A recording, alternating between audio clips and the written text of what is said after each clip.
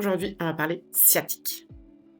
La sciatique, qui ne veut strictement rien dire, en fait. Parce que la sciatique, on en a tous, finalement. La sciatique, c'est le nom du nerf. Le nerf sciatique. Aujourd'hui, quand on parle de l'irritation du nerf sciatique, on devrait parler de sciatalgie. La sciatalgie, c'est quoi? La sciatalgie, c'est l'irritation, comme je viens de le dire, du nerf sciatique, souvent lié à sa compression. En fait, le nerf sciatique, c'est le nerf le plus long et le plus volumineux du corps. Hem, il part de la région lombaire, donc vraiment du bas de la colonne, il traverse la fesse et il descend derrière la cuisse, dans la jambe et jusqu'au pied. Donc lorsque ce nerf est irrité, en fait, la douleur, elle peut intervenir sur toute la longueur de ce trajet ou sur juste une partie. Ce qu'il faut surtout retenir, c'est que la sciatique ne vient pas toujours d'un problème de fessier. On le sait rarement, on le sait rarement, la sciatique peut aussi venir d'un problème lombaire. En règle générale, hem, on va être soit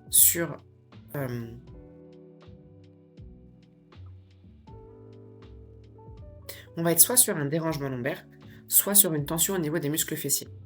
Et que ce soit l'un ou l'autre, en fait, ça va venir comprimer le nerf sciatique et donc créer un déséquilibre mécanique. En règle générale, quand on dit souffrir d'une sciatique, on va avoir, des douleurs dans le bas du dos, des douleurs qui descendent dans la fesse, un point dans la fesse, une irritation au niveau de la cuisse ou de la jambe, vraiment une sensation de brûlure ou de décharge électrique, mais ça peut aussi être des fourmillements, des engourdissements, une sensation de jambes lourdes ou un peu faibles. Heu et ce qu'on va vraiment là où on va vraiment le ressentir le plus longtemps, c'est quand on va être assis de manière prolongée ou, quand on va se pencher en avant ou quand on va marcher un peu trop longtemps. Donc comme je le disais, la sciatalgie peut venir soit d'un dérangement lombaire, soit d'un dérangement fessier. Les dérangements lombaires peuvent être, différents. Ça peut être, une hernie discale, ça peut être une dégénérescence d'un disque, ça peut être, une protrusion discale. Hem, Ça peut aussi être, une vertèbre un peu déplacée. Hem, mais ça peut aussi venir d'un problème musculaire. Là, on va principalement être dans les muscles fessiers. Ça peut être, un muscle trop tendu, qui a trop de tension, principalement le piriforme, qui va donc être plus volumineux et moins, souple, moins malléable et donc qui va venir comprimer le nerf sciatique. Ça peut aussi être une tension dans d'autres muscles fessiers ou ça peut aussi être une raideur au niveau des ischio-jambiers qui fait qu'on aura forcément une compensation au niveau des fessiers et des lombaires. Concrètement, ce que ça peut engendrer ou même en fait savoir qui de l'œuf ou de la poule, on ne le saura jamais vraiment, mais on peut ressentir, un manque de mobilité au niveau des hanches, une faiblesse au niveau des muscles du tronc, une surcharge, vraiment une lourdeur au niveau des lombaires et vraiment le tout clairement aggravé par une posture prolongée. La posture prolongée, c'est le mal du siècle. Mes élèves, je leur dis toujours, il n'existe pas de mauvaise posture. Il n'existe que des postures prolongées. Le problème, c'est pas d'être assis toute la journée. Le problème, c'est pas d'être debout toute la journée. Le problème, ce n'est pas de piétiner toute la journée. Le problème, c'est toute la journée. Il faut bouger. Le corps, il n'est pas fait pour rester statique. Donc, que l'on soit assis, debout, couché, une jambe en l'air, un doigt dans l'oreille, au final, on s'en fout. Le problème, c'est que c'est prolongé. Rester avec un doigt dans l'oreille pendant 6 heures, vous allez avoir mal au bras, hein. Ça, c'est sûr et certain. À l'oreille aussi, mais c'est sûr et certain. Le problème, ce n'est pas la posture, c'est la posture prolongée. Le problème du posture prolongée, en fait, c'est que certaines zones deviennent trop raides et d'autres vont devenir trop faibles. Donc forcément, on va avoir des compensations. Du fait de ces compensations, le corps, hem, du fait de ces compensations, forcément le corps va réagir. Il va réagir par d'autres tensions musculaires, par des raideurs au niveau articulaire, ou tout simplement parce que, tout simplement par une irritation parce que on va avoir un muscle, un nerf, un tendon d'un peu comprimé.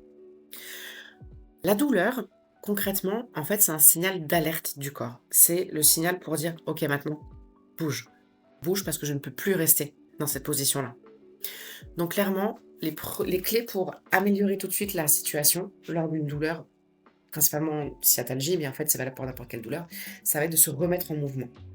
Heu, Si on ressent la douleur trop longtemps, si on ressent la douleur après être resté assis trop longtemps, il faut se lever, il faut le bouger. Si c'est plutôt après avoir marché trop longtemps, là, il faut aller voir la posture au niveau de la marche. Est-ce que, du coup, là, on n'est pas sur des tensions musculaires au niveau de la fesse ou un dérangement lombaire? Et ça, que ce soit l'un ou l'autre, avec plus ou moins de temps, je vous l'accorde, mais ça peut se régler. Là, ce qui va vraiment faire que la douleur va s'atténuer, voire disparaître, c'est de remobiliser doucement dos, bassin, hanche, fessier. Clairement, le mouvement va aider à diminuer la pression sur les nerfs, à améliorer la circulation, mais aussi à réduire toutes les tensions musculaires. La mobilité, elle va recréer de l'espace au niveau des articulations, que ce soit les hanches, le bassin ou même la colonne vertébrale. Parce que oui, la colonne vertébrale est une articulation peu mobile, mais mobile quand même. Donc venir recréer de l'espace va permettre de réduire les compensations, de, mieux répartir les contraintes sur le corps et finalement, en fait, de diminuer la pression sur ce nerf sciatique. Comment faire pour éviter que ces douleurs s'installent ou reviennent? Là, on va être dans du renforcement musculaire et le renforcement musculaire, souvenez-vous, on est donc aussi dans de la mobilité articulaire. La mobilité articulaire, c'est chercher plus d'espace en contrôlant et en produisant de la force. Donc on est dans du renforcement musculaire. Mais on va aussi s'intéresser à renforcer tous les muscles du tronc. Abdominaux profonds, muscles érecteurs du rachis, tous les muscles qui longent la colonne vertébrale, les fessiers, heu, les muscles au niveau des hanches, les fléchisseurs de hanches, parce que en fait, un muscle fort, un muscle solide va permettre de stabiliser la structure. Stabiliser la structure, c'est stabiliser la colonne, c'est mettre moins de contraintes sur les disques et c'est aussi avoir une meilleure gestion de ses mouvements. Donc en fait, pour aller chercher moins de douleur au niveau de la sciatalgie, il va falloir mobiliser articulairement, travailler sa mobilité articulaire, renforcer musculairement, mais surtout, surtout bouger. Varier les positions dans la journée.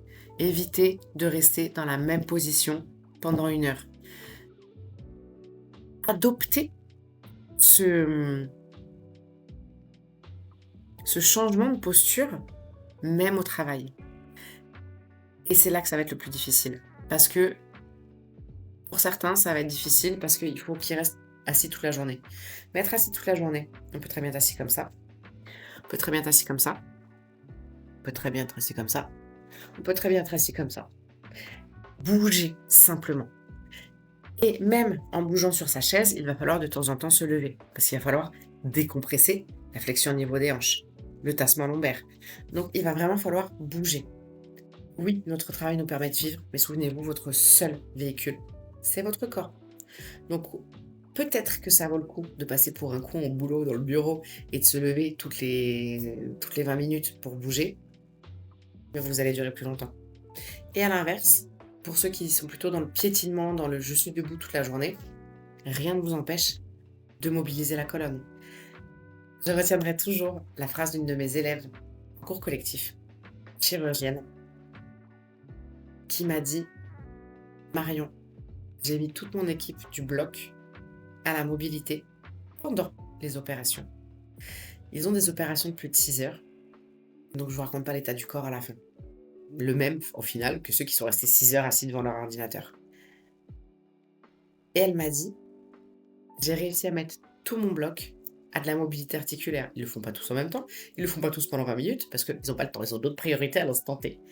Mais le fait de remobiliser un petit peu, régulièrement, fréquemment, elle a diminué, mais de 60 toutes les douleurs de son équipe. Donc en fait, ça va être ça, adopter les bonnes postures. Il y a pas de mauvaise posture, la bonne posture, c'est de bouger. Bien entendu, il va y quand même y avoir des cas plus importants, plus graves, plus lourds que d'autres et à ce compte-là, si malgré la remobilisation, ça ne s'est pas arrangé, si les symptômes, si les douleurs persistent, si elles s'intensifient, si on a une perte de sensibilité, tout ce qui va devenir un petit peu plus, signal important, souvenez-vous que la douleur est toujours une alerte du corps, tout ce qui va alerter le corps de manière plus importante, là, il faut consulter. Et s'il vous plaît, j'aime pas me faire des amis en disant ça, n'écoutez pas les médecins qui vous disent de vous reposer et de rien faire et d'immobiliser. Il faut bouger. Il faut bouger parce que l'immobilisation n'est pas bonne pour le corps. Il faut toujours bouger. Bref, si on doit résumer tout ça, la sciatique n'existe pas. Enfin, la sciatique existe. C'est un nerf. Son irritation s'appelle la sciatalgie. La sciatalgie est une irritation du nerf sciatique. Elle est très souvent liée à des déséquilibres mécaniques du corps, qu'ils soient lombaires ou fessiers. Le mouvement, la mobilité et le renforcement vont jouer un rôle clé dans la récupération. Car un corps qui bouge mieux, un corps plus fort, est un corps qui va libérer les compensations, donc libérer toutes ces pressions au niveau du nerf et des tendons.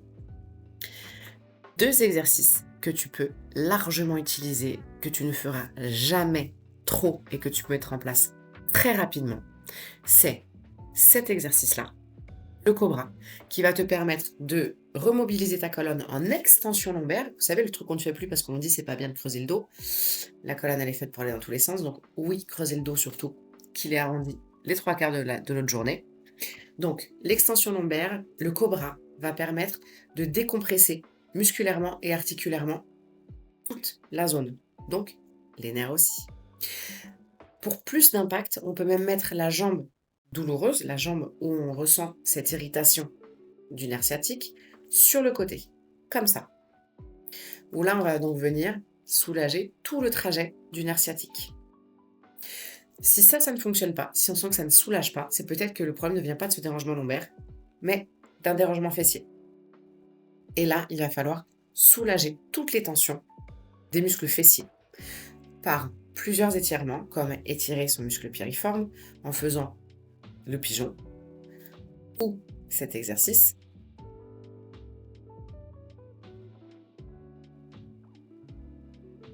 Ou encore celui-là.